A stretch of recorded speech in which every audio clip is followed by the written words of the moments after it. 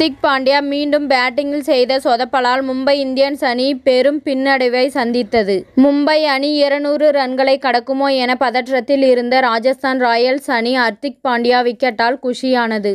Rajasthan Royals Mumbai Indians அணிகள் மோதிய 2024 IPL தொடரில் லீக் போட்டி ஜெய்ப்பூரில் நடைபெற்றது. இந்த போட்டியில் மும்பை இந்தியன்ஸ் அணி முதலில் பேட்டிங் செய்தது.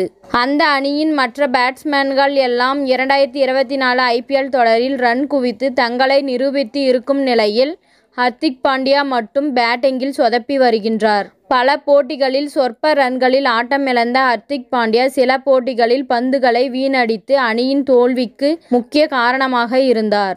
இந்த நிலையில் தன் பேட்டிங் திறனை நிரூபிக்க வேண்டிய கட்டாயத்தில் இருந்த ஹர்திக் பாண்டியா ராஜஸ்தான் அணிக்கு எதிரான போட்டியில் கடைசி 4 ஓவர்கள் மீதமிருந்த நிலையில் களமிறங்கினார். அப்போது மும்பை இந்தியன்ஸ் அணி 151 ரன்களுக்கு 5 விக்கெட்டுகளை இழந்து இருந்தது.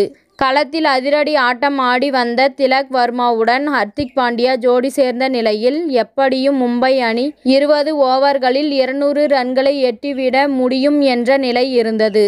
ஆனால் வழக்கம் போல் நிதான ஆட்டம் ஆடிய ஹர்திக் பாண்டியா 10 பந்துகளில் 10 ரன்கள் மட்டுமே எடுத்து ஆட்டமிழந்தார்.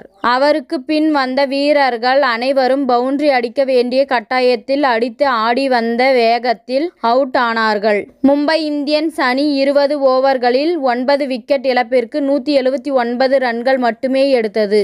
இந்த நிலைக்கு அந்த அணியின் கேப்டன் ஹர்திக் பாண்டியா தான் காரணம்.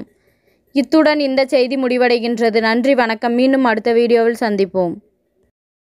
மேலும் இதுபோன்ற சுவாரஸ்யமான தகவல்களை அறிய தமிழ் சிறை சேனலை சப்ஸ்கிரைப் பண்ணுங்க, ஷேர் பண்ணுங்க, லைக் பண்ணுங்க மற்றும் கமெண்ட் பண்ணுங்க.